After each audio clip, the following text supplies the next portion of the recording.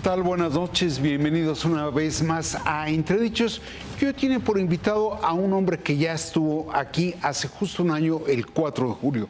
Se trata de Mario Delgado, no me extiendo en el currículum, tiene larga trayectoria, fue secretario de Finanzas aquí en la Ciudad de México, fue senador de la República, fue diputado y coordinador parlamentario de Morena y desde el 2020 es presidente del partido en el poder, del movimiento en el poder.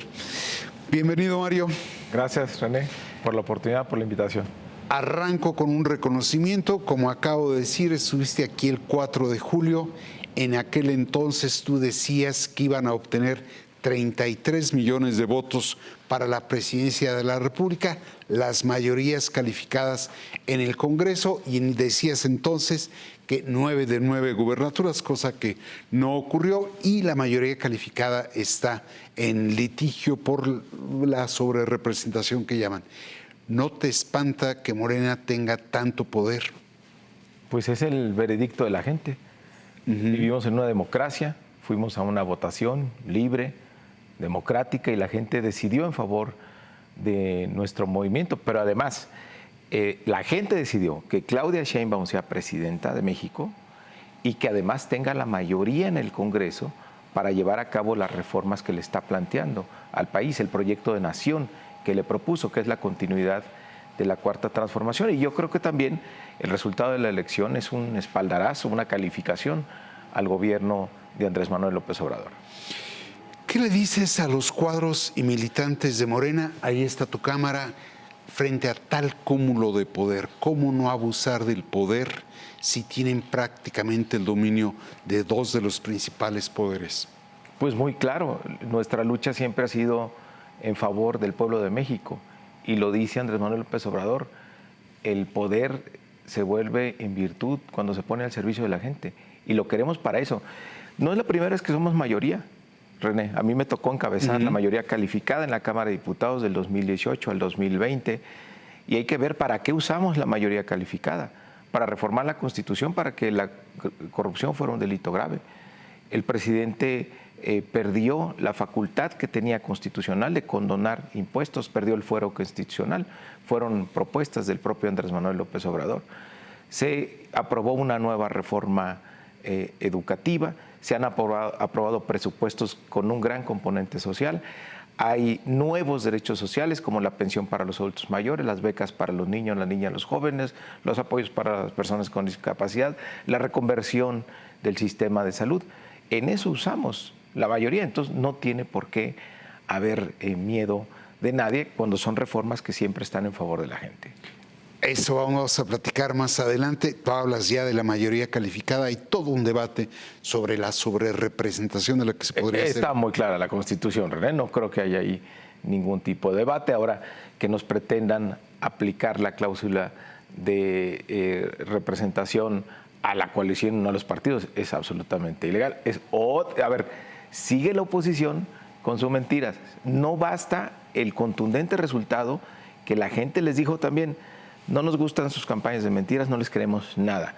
Ahora levantan el cuento de que está en duda la mayoría calificada. Por favor, es muy clara el texto constitucional y ahí no creo que tenga mucha vuelta. Para el Senado sí no la tienen, ¿eh? Bueno, nos faltan 3 senadores, tampoco es imposible que lograr la coincidencia de 3 senadoras más para el proyecto. Vamos a entrar a ese tema, pero antes déjame preguntarte por el dirigente Mario Delgado. Te vas en octubre de este año, dejas la dirección del partido, eres el único de los dirigentes de los partidos políticos existentes que no se puso un paracaídas. ¿Por? Que no voy al Senado de la República, si no la gente va a decir de qué habla René. No, yo no quise ser candidato. ¿Es que todos van al Senado? Todos van a ser senadores, todos los presidentes de los partidos, PRI, PAN, PRD, PT, Verde y Movimiento Ciudadano, todos los presidentes de los partidos van al Senado de la República. Yo no quise ir a ningún cargo, René, primero porque... Legislativo. Legislativo, porque hay que dar el ejemplo. O sea, si decimos que no se lucha por cargos, se lucha por el proyecto, pues hay que ser el primero como dirigente en poner el ejemplo. Y tampoco me gustaba que como dirigente yo beneficiarme de algún cargo en la Cámara de Diputados o en la de senadores, y creo que eso me dio mucha autoridad moral y política en la dirigencia del movimiento. Nos pudimos concentrar en la organización de la campaña, que la doctora Sheinbaum me dio el grandísimo privilegio de ser su coordinador, y al mismo tiempo seguir manteniendo la presidencia del partido. Y pues estamos entregando buenos resultados. Aquí te lo dije casi hace un año, vamos por 33 millones de votos, vamos a organizarnos para ganar todo lo que esté en disputa. La doctora Sheinbaum, me acuerdo cuando salió como candidata ya de Morena, no subió la meta, dijo no, yo quiero 35 millones de votos, y fue un trabajo de organización con el partido, porque tenemos la preferencia de la gente, René. Morena es una idea que hay en el pueblo de México de justicia, de fraternidad, de libertad, de equidad. Entonces hay que organizar esa gran idea en el territorio y obtener ya me estás tocando electoral. Dos temas interesantes. En efecto, tú no te pusiste un paracaídas legislativo para irte al Senado o a la Cámara de Diputados, podías, pero te vas al gabinete. Eso lo va a decidir la presidenta electa en su momento. ¿Pero tú qué quieres? No, yo estaré disponible para lo que me invite, con gusto. Pero te vas en octubre.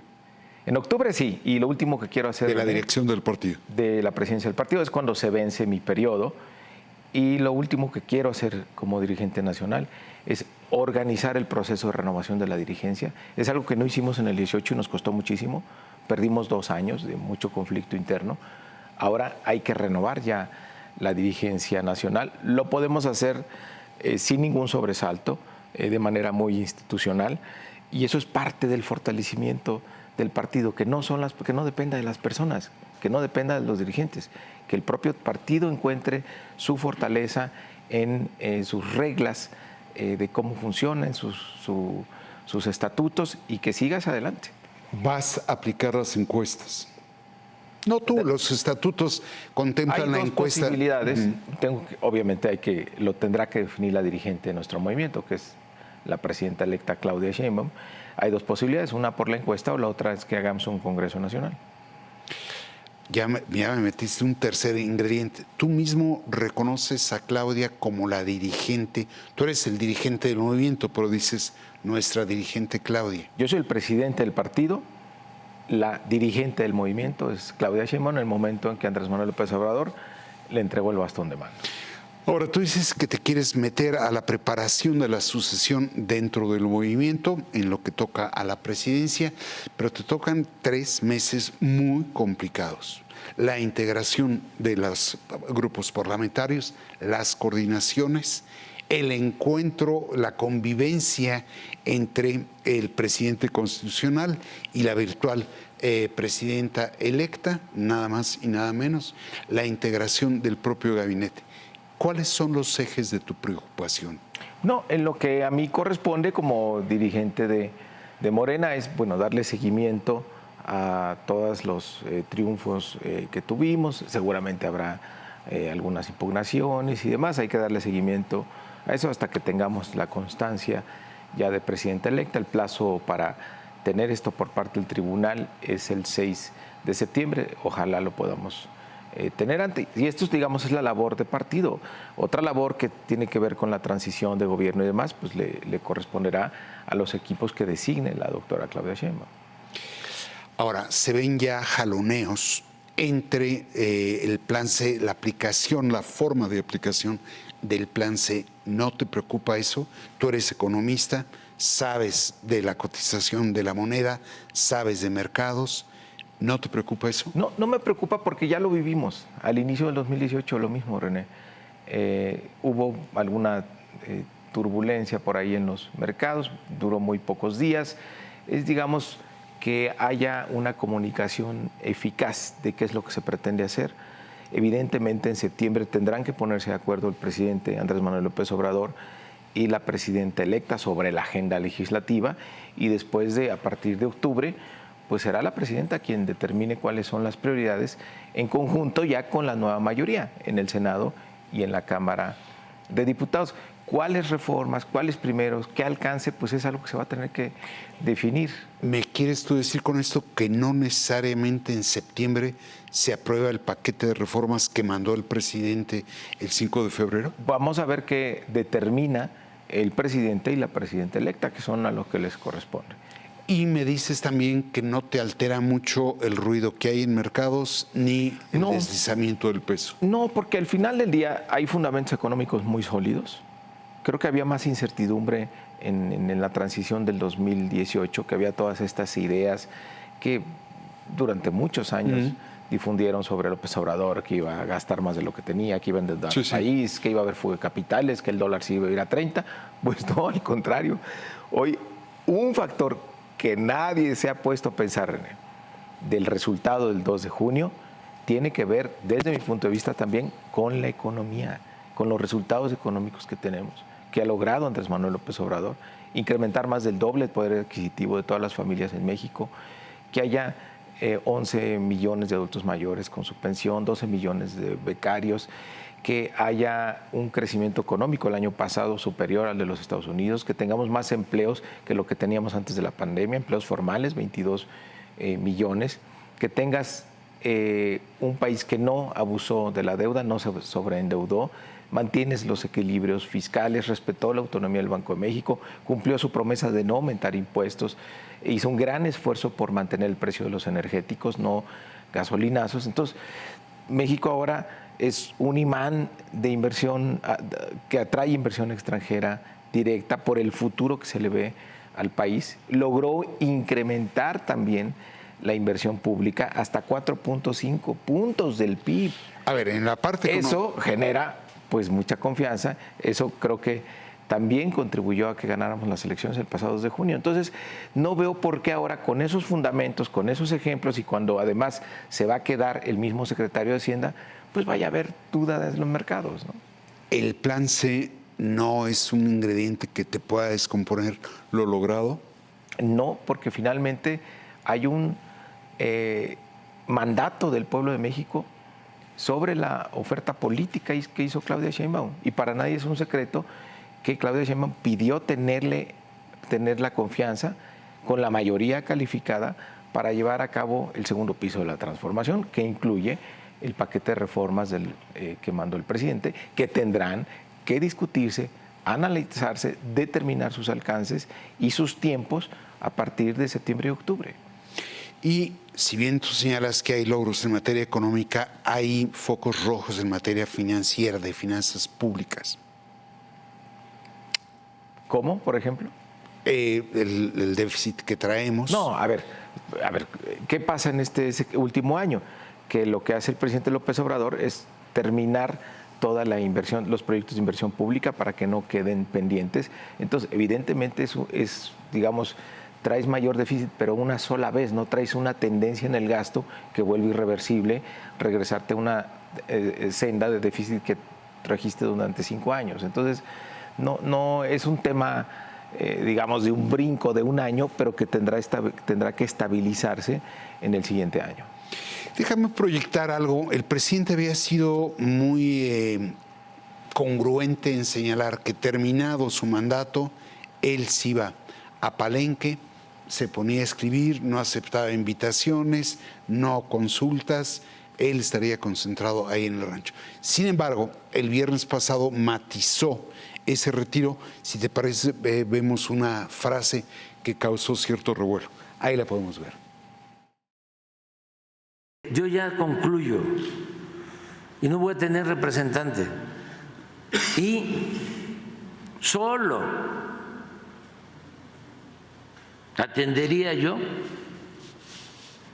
un llamado de mi presidenta. También haciendo uso de mi derecho a disentir toda la vida. Ahí está el presidente de la República diciendo que solo participaría por un llamado de su presidenta o por el uso del derecho a disentir. ¿Qué te dice eso? ¿Qué opinas? Pues digo que si lo llama la presidenta, pues va a estar para lo que le llame. Qué bueno. Qué bueno, yo estoy de acuerdo contigo. Y si Es diciendo decir, no, lo que dice es no me voy a estar metiendo. a menos Yo ya de que me ella voy, me llame, a menos que ella me llame. o que haga uso de mi derecho a disentir. Sí, si la llama y no y disiente, pues está en su derecho. A ver, se va con un capital político enorme, pero ¿en dónde reside, René, el capital político? Lo deja en la gente, lo deja en la mentalidad ya del pueblo de México. No necesita estar López Obrador tratando de influir en aspectos que ya cambiaron la vida pública para siempre. Por ejemplo, ya no se puede no se puede renunciar a tener gobiernos austeros. No se va a poder renunciar a seguir privilegiando en el gasto público a los que menos tienen. Va a ser muy difícil hablar de aumento de impuestos o de gasolinazos. Es un imperativo seguir combatiendo la corrupción. Sí, hay principios que ya se van a quedar, que por eso él siempre le llamó la cuarta transformación. No era un gobierno más, era un punto de inflexión en la historia de México, en la regeneración de la vida pública del país. Y eso es lo que ha conseguido, y ese es el legado más importante que deja el López Obrador. Completamente de acuerdo contigo. Sin embargo, él ahora pone dos condiciones para reaparecer. O me llaman o disiento. ¿No te parece excesivo que después de su mandato quiera, aún habiendo dejado el legado que tú señalas, quiera intervenir? Pues no quiere intervenir. Será un ciudadano más, como todos los expresidentes, ¿no? Pero él, la diferencia de él es que él va a vivir en México y él se va con un enorme reconocimiento y cariño de la gente. ¿No te preocupa el peso y el liderazgo que tiene? No, porque claro que no es que me preocupa, me da gusto, porque es un hombre de la historia, Andrés Manuel López Obrador, y siempre ha actuado en función, sí, de ser un buen presidente, ser uno de los grandes presidentes, y todo ese capital político y ese cariño, pues lo va a usar siempre a favor de México. ¿No te inquieta que pueda tratar de influir en el gobierno, en otro gobierno, en este caso de Claudia Sheinbaum? Por supuesto que no, porque o sea, no es un hombre que frívolo por el poder, es un hombre de principios, de convicciones. Entonces, vaya, a estas alturas, René, ya todos conocemos de qué está hecho Andrés Manuel López Obrador, como para que todavía andemos. ¿Qué tal si quiere intervenir? ¿Qué tal si quiere extender su mandato a través de Claudia Sheinbaum? Por favor, hombre, lo ha demostrado una y otra vez que es un hombre de una estatura completamente diferente a los políticos que había habido en este país, a los presidentes que había habido en México. ¿Y Claudia? Claudia también, por supuesto, es una mujer extraordinaria que tiene su propio liderazgo, que construyó su propio liderazgo, encontró la forma de comunicarse con la mayoría del pueblo de México y logró tener pues esta votación que es histórica, 35 millones de votos. Sí, dos arriba de los que habías prometido. No es sencillo, ¿no? Y es una mujer pues de una sola línea. Todos conocemos su trayectoria de vida y es totalmente congruente, es en línea recta con el movimiento. ¿Qué le dirías al presidente López Obrador? ¿Y qué le dirías a la virtual presidenta electa frente a la posibilidad de que haya rispidez en la transición? No, ¿quién soy yo para decirles eso, René? Pero ¿el dirigente del partido? No lo habrá. ¿Por qué? Porque hay una coincidencia justamente... ¿No habrá qué, perdón? Rispideces, porque hay coincidencias justo a partir de un proyecto, no de una ambición personal que pudiera llevar a un choque de intereses personales. Claro que no, ellos dos coinciden en el gran proyecto de transformación que es México, y eso es lo que triunfó el 2 de junio pasado. No habrá rispideces. Pues no tendría por qué haberlas. ¿No? Ya. Ahora, dejas un movimiento con enorme fuerza, con enorme poder, pero que no acaba de gobernarse a sí mismo. Tu tarea fue ganar las elecciones, pero no sé si se consolidó la organización y la estructura para no contar con un liderazgo. René, definimos 20,000 candidaturas en este proceso electoral. Tuvimos más de 100,000 aspirantes. Dime una ruptura importante que hayamos tenido. Ninguna. Entonces, ¿cómo que Morena no se gobierna? Pues claro que se gobierna. Hay una gran mística en todos los militantes, en los simpatizantes. Obviamente hay inconformidades cuando se definen candidaturas, pero eso es normal. En todos los partidos políticos ocurre.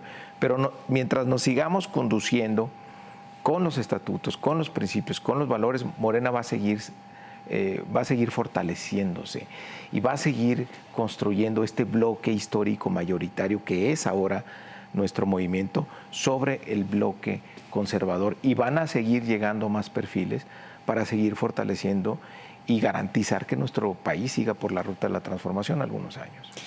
¿No le va a pesar a Morena la ausencia de liderazgo de Andrés Manuel López Obrador? Es que está presente su liderazgo más que nunca, y es un reto permanente para todos los que militamos, por los que estamos en el movimiento y sobre todo para los que van a tener un cargo público. Ahí está la referencia, ahí está el ejemplo que deja, que todas y todos tenemos que seguir. Es un honor con Obrador, es tiempo de demostrarlo ahora, que él no va a estar en el liderazgo ni del gobierno ni del movimiento. Muy bien, vamos a una pausa si te parece y regresamos.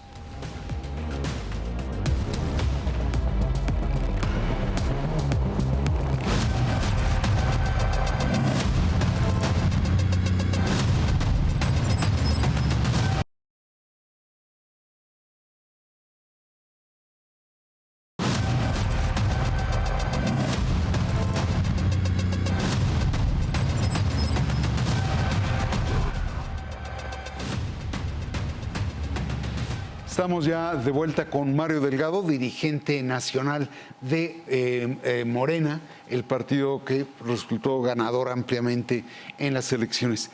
La oposición, ¿te preocupa la oposición? No, a ver, lo que me llama la atención, más que preocuparme, es que en el 2018 no entendieron nada y parece que en el 2024 tampoco. Fue impresionante ver el domingo 2 de junio por la tarde-noche que salen en una gran actuación que hay que mandar a la Academia de Artes Cinematográficas diciendo que habían ganado. Obviamente, ¿tú crees que no tenían información como nosotros? Datos, en serio. Salieron a mentirle al pueblo de México que habían ganado. Y al otro día siguieron con sus mentiras y ahora siguen con sus mentiras. Está claro que tienes un pueblo politizado, informado, participativo, que no lo puedes engañar. Y ellos siguen actuando bajo el supuesto de que el pueblo es tonto y sí podemos engañarlo. Entonces inviértele y pones hashtag falsos con robots en el Twitter y de ahí se hace una noticia y repite una mentira, mentira, mentira hasta que algo ha de manchar.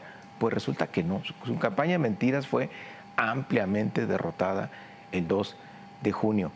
Y yo creo que es pues este desprecio que le tienen a la gente lo que los mueve a hacer campañas basadas en las mentiras. Entonces, si no dejan de mentir, no hay manera de que la oposición empiece un proceso de reconstrucción, de reorganización. La ves extraviada. ¿Perdón? ¿Ves extraviada a la oposición? Siguen en eso, siguen en eso. ¿Y a estos organismos cívicos ciudadanos? Bueno, pues hay que ver cuáles, porque muchos se disfrazaron de rosa cuando debajo traían la camiseta del PRI y del PAN. Claudio X, ¿qué te dice? Pues le falló. Creo que es un pésimo estratega, creo que no entiende nada de política y México no es la burbuja que él se imagina que es, y su racismo y su clasismo los derrotó. Este ejercicio de odio que hicieron permanente finalmente no tuvo éxito con el pueblo de México y qué bueno. Cuando tú dices que no entendieron lo que pasó en el 18, ¿qué es lo que no entendieron según tu punto de vista? No entendieron que hubo un pueblo que dijo no más lo que vivimos durante tantos años, que fue el saqueo, que fue la corrupción, que llegó un presidente que cumplió lo que prometió en materia de justicia social, es decir, primero los pobres, y 6 años después, pues imagínate, por ejemplo, nunca supieron qué hacer con los programas sociales. supusieron todo el tiempo en el Congreso. Sí. Llegó el tiempo de la elección y dijeron, no, estamos a favor. Pues obviamente la gente no les creyó, porque todo el tiempo estuvieron en contra. Y mira, son tan hipócritas, René, que desde ahorita te lo adelanto y te lo apuesto. Fíjate en la votación que va a haber en diciembre del presupuesto de egresos. Van a volver a votar en contra de los programas sociales. Ahora, ¿y qué es lo que no entendieron en el 24? Que había un país que sí valoraba lo que había hecho Andrés Manuel López Obrador y que está mucho más despierto y está más revolucionado en su conciencia de lo que ellos se imaginan. Ellos suponen que pueden engañar al pueblo de México, por eso dedican millones de dólares a hacer hashtags o a mentir como mintió su candidata en los debates presidenciales frente a todo el país, sin ninguna prueba, pensando que la gente les iba a comprar sus mentiras, y la gente no les compró sus mentiras. A lo mejor no entendieron que las campañas no se ganan con bots, se ganan con votos. ¿No te preocupa el hecho de no tener una oposición fuerte con la fuerza del poder que acumula? Nuestro contrapeso es el pueblo de México, René. Hoy nos ha dado un voto de confianza, le ha dado un voto de confianza al movimiento, pero no quiere decir que es para siempre. En política nunca hay victorias definitivas, y ahora nosotros tenemos la responsabilidad de dar resultados en todas las posiciones que se han ganado. Y ahí pues hay que ser muy congruentes, muy consistentes, no traicionar al pueblo, no mentir y no robar, que son los principios de Morena. Pero no tienen freno, ¿eh? ¿Tú crees? El freno es el propio pueblo. La gente no te regala absolutamente nada, y qué bueno que esté ahí pendiente, que sea exigente, que esté pidiendo cuentas todo el tiempo. Así sean gobernantes de Morena o legisladores de Morena. ¿Qué le dices a la oposición? A la oposición, que dejen de mentir, como primer paso para que entiendan lo que pasa en este país. Que el pueblo no es tonto, que tonto es el que piensa que el pueblo es tonto. Por la gente que dice, Morena, la gente votó por Morena porque son ignorantes. Tal vez los ignorantes son ellos, que no están entendiendo qué pasa en México. ¿Ves la necesidad de un nuevo partido opositor? No sé, a mí me toca fortalecer Morena, René, y que Morena siga creciendo y que siga apegado a sus principios y siga siendo un instrumento de lucha del pueblo de México. Nada más que hay el temor de que eso que estás tú diciendo se convierta de nuevo, regresemos a un régimen plural con partido dominante, que en este caso sería Morena. Ah, no, pero es muy diferente, no vale ese comparativo. ¿Por? Tenías un partido dominante que venía del autoritarismo, del robo de elección, de la falta de democracia y de una gran corrupción. Había complicidades ahí en torno al poder. Hoy tienes un partido dominante que es decisión del pueblo de México por mayoría. Es decir, todas las posiciones que tiene Morena, las 24 gobernaturas, por ejemplo, que como dirigente a mí me tocó ganar de las 32 en las que participamos, todo fue por el voto libre de la gente, la mayoría simple del 2021, la mayoría calificada del 2024 y la presidencia más votada en la historia de México. Pues vivimos en democracia y hay que apegarnos al mandato del pueblo. En una democracia el pueblo manda. Ahora, en esto hay una paradoja. Tanto la candidata presidencial opositora, Xóchitl Gálvez, habló de dejar atrás el encono y buscar la reconciliación. Y tu propia candidata triunfante, Claudia Sheinbaum, habló de lo mismo. Si te parece, vemos un pasaje de lo que dijo Claudia la noche en que obtuvo el triunfo. Como lo dije en el Zócalo hace unos días, concebimos un México plural, diverso y democrático. Sabemos que el disenso forma parte de la democracia, y aunque la mayoría del pueblo respaldó nuestro proyecto, nuestro deber es y será siempre velar por cada una y cada uno de los mexicanos sin distingos. Así que aunque muchas mexicanas y mexicanos no coincidan plenamente con nuestro proyecto, habremos de caminar en paz y en armonía para seguir construyendo un México justo y más próspero. Ahí está la candidata triunfante reconociendo el disenso como parte de la democracia, el hecho de que va a gobernar para todas y todos y que aun cuando hay quienes no están de acuerdo, se va a marchar en paz y en armonía. ¿Cómo te explicas entablar ese diálogo si ves extraviada a la oposición? No, porque ella ya está convocando como virtual presidenta electa, que va a gobernar para todos, sin distingo. Digamos, el tiempo de los partidos, que su nombre lo dice, partido representas una parte, Sí. termina con el proceso electoral, ya cuando es presidenta, pues es de todas y todos los mexicanos, y va, no se puede gobernar diciendo, tú eres de Morena, tú del PRI, tú del PAN, se gobierna para todos y todas. Por ejemplo, los derechos sociales. Antes los programas sociales sí había padrones con sesgo partidista, hoy son derechos donde no hay distingo en quién puede acceder a ellos. Y la oposición, bueno, pues cuando menos tienen una representación formal en las cámaras. Ya qué actitud deberán tomar ellos, pues es su propia responsabilidad, es su propia estrategia y es pues lo que ellos quieran hacer, ¿no? Nosotros no tenemos por qué definir a la oposición. No, pero ustedes están ofreciendo reconocer el disenso, aquel que disiente, hasta el propio presidente. Pues es una democracia, claro que sí. ¿Y cómo? Por supuesto.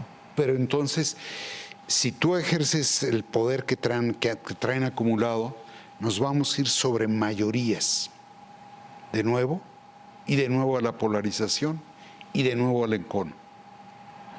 Va a ser decisión de ellos. La mayoría la dictó el pueblo, René.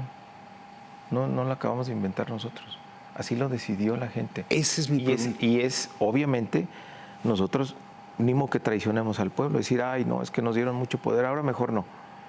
Pues la gente dijo, queremos que tengan mayoría porque nos gusta su proyecto, háganlo realidad en las cámaras.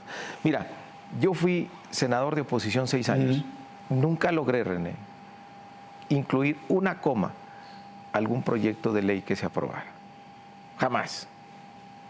Cuando yo fui coordinador de la mayoría de Morena, del 2018 al 2020, se aprobaron incluso leyes que eran iniciativas de la oposición. Nosotros fuimos una mayoría dialogante, seremos una mayoría dialogante en el Congreso. Siempre trataremos de convencer con la razón, pero nunca vamos a traicionar al mandato que nos dio el pueblo. Estás por el Parlamento abierto para la reforma del Poder Judicial. Sí, claro. Mira, es muy grande el reto de la reforma al Poder Judicial. Está claro que necesitamos hacer algo en el Poder Judicial. Era sorprendente, René, en los mítines de Claudia Sheinbaum, en cualquier plaza pública de este país les preguntaba a la gente, ¿y ustedes cómo consideran que son los jueces en México? Y era unísono el grito, corruptos. Hay un clamor de la gente que haya una reforma al Poder Judicial, que haya justicia. Tenemos que encontrar cuál es la mejor fórmula para ello. El presidente ya lanzó una iniciativa, que es seguir confiando en el pueblo, que los jueces y ministros los elija la gente. Ahí está ya la iniciativa. Vamos a ver finalmente cómo termina. Tendrá que ser sometida a una gran discusión. ¿Se le pueden mover las comas a la iniciativa del presidente saliente? Si hay razón para ello, si hay argumentos que convenzan que es mejor otra propuesta o que hay ciertas modificaciones o mejoras que pudieran hacérselas, ¿por qué no? Te lo pregunto porque de pronto yo estoy de acuerdo en que se requiere de una reforma del Poder Judicial, estoy de acuerdo que se requiere una reforma del régimen político, pero el radicalismo y la falta de explicación con que la plantean no necesariamente hace de la que ustedes proponen lo mejor. ¿Tú crees que hay que debatirlas, no aprobarlas sobre la base de la aplanadora que pueden tener? Tendrán que debatirse todas y cada una de las iniciativas. Siempre lo hemos hecho. Y siempre con argumentos de por qué es mejor. No la defensa de intereses creados, que eso es diferente, sino un debate serio de qué es lo que más le conviene a nuestro país. ¿Tú estarías por no aprobarlas en un mes? ¿Aplazarlas? No me corresponde a mí opinar. Pero tú eres René. el dirigente del partido. Lo he dicho una y otra vez. Se tienen que poner de acuerdo el presidente Andrés Manuel López Obrador y la presidenta electa Claudia Sheinbaum, donde coinciden la agenda legislativa del mes de septiembre, que es cuando inicia la nueva legislatura, y a partir de octubre, pues las prioridades las va a dictar la presidenta de la República. Para cerrar la entrevista, ¿qué mensaje le darías a aquellos que no votaron por Morena y ven temor en el cúmulo de poder que obtuvo Morena? Pues que recuerden 2018, el peso no está en 30, no somos Venezuela, no sobreendeudó al país Andrés Manuel López Obrador, nos ha ido bien con el humanismo mexicano. El hecho de poner por delante primero a los pobres nos ha traído un país mejor para todas y todos, y nos va a ir bien como país, que no tengan miedo. Todas estas mentiras que dijeron pues son falsas. No se va a desaparecer la propiedad privada, no se va a cerrar la Basílica de Guadalupe, no somos un partido ligado al narco, no, al contrario, se van a seguir ampliando los derechos sociales, se va a seguir invirtiendo en infraestructura para tener una economía más competitiva. México va a seguir siendo un país atractor de inversión extranjera directa, se va a seguir luchando por tener un país en paz y que esa paz sea fruto de la justicia. Queremos el bien para este país. Claudia Sheinbaum ya lo dijo, quiero ser una de las mejores presidentas, así como lo logró Andrés Manuel López Obrador. También Claudia Sheinbaum, estoy seguro, va a tener un periodo extraordinario para México. Muy bien, pues yo te agradezco la disposición, te reconozco lo que me dijiste hace un año. Fíjate que nuestra meta era 33 millones, sí, pero cuando fue electa candidata de Morena, Claudia Sheinbaum, ella nos subió la meta, dijo no, tenemos que ir por 35 millones de votos y mira, se cumplió. Así es, te felicito. Gracias. Soy yo quien te agradece, como desde luego le agradece a los seguidores de El Financiero Televisión el hecho de acompañarnos aquí en Entredichos. Muchas gracias.